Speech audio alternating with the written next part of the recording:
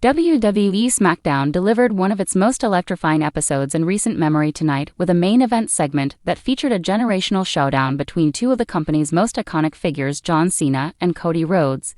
The event, broadcast live from the Enterprise Center in St. Louis, Missouri, had been teased for weeks, and it finally culminated in a face-to-face moment that blurred the lines between respect, rivalry, and legacy as Cena returned to confront Rhodes ahead of a rumored SummerSlam mega match. The episode featured multiple high-stakes matches, dramatic storyline developments, and a live crowd that remained vocal and engaged throughout the show.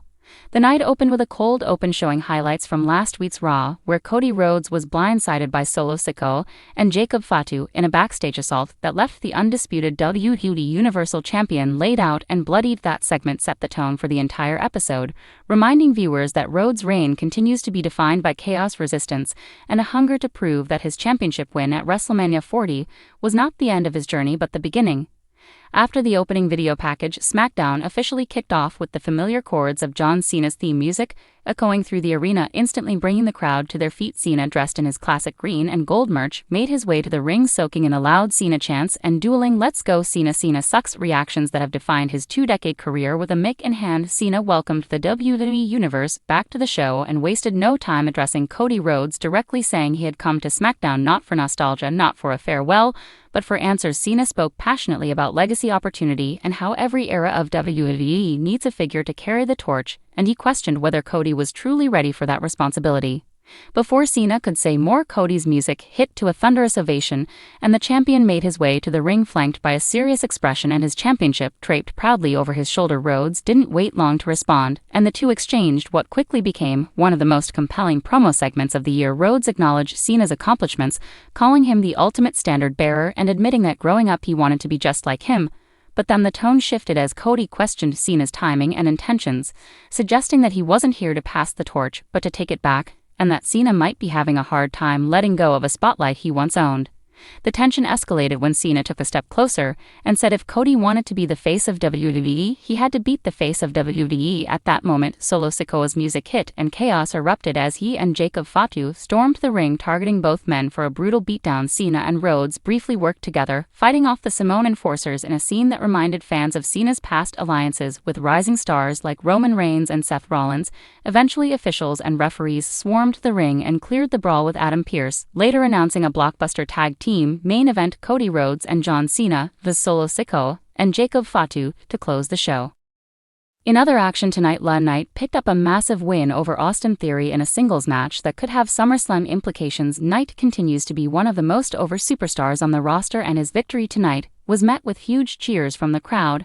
After the match, Knight cut a passionate promo targeting Logan Paul, claiming he's tired of celebrities walking into WWE and getting handed title opportunities while Paul didn't appear in person. His face was shown reacting backstage, setting up what is likely to be an Intercontinental or US title match at SummerSlam between the two. The women's division saw a high-energy bout between Bayley and Shotzi, with Bayley picking up a win after interference from Kairi Sane. The match itself was competitive, with Shotzi displaying her trademark unorthodox offense and resilience. However, the numbers game eventually overwhelmed her, and Bayley capitalized with a rose plant for the pinfall victory. After the match, Io Sky confronted Bayley in a tense backstage segment, teasing further dissension within the fractured, damaged CTRL faction, and possibly hinting at a triple threat match being added to the SummerSlam card. Elsewhere, AJ Styles defeated Grayson Waller in a hard-hitting match that was filled with high-impact moves, near falls, and a red-hot crowd. Waller showed signs of brilliance throughout the match, but ultimately fell victim to a phenomenal forearm. Styles then grabbed a mic and called out Austin Theory for constantly ducking competition. The camera cut backstage to Theory storming out of the arena, refusing to answer the challenge, raising questions about his direction heading into the biggest show of the summer.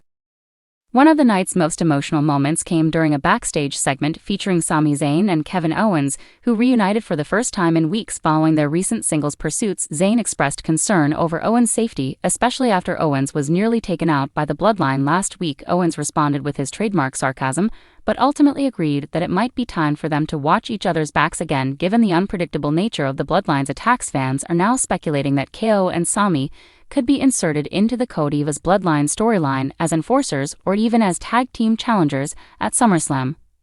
Another compelling storyline development occurred when Karrion Kross appeared in a pre-taped vignette delivering an ominous promo from a dark room filled with sand clocks and decaying furniture. Cross declared that the world has forgotten him, but he has not forgotten the world with Scarlett by his side.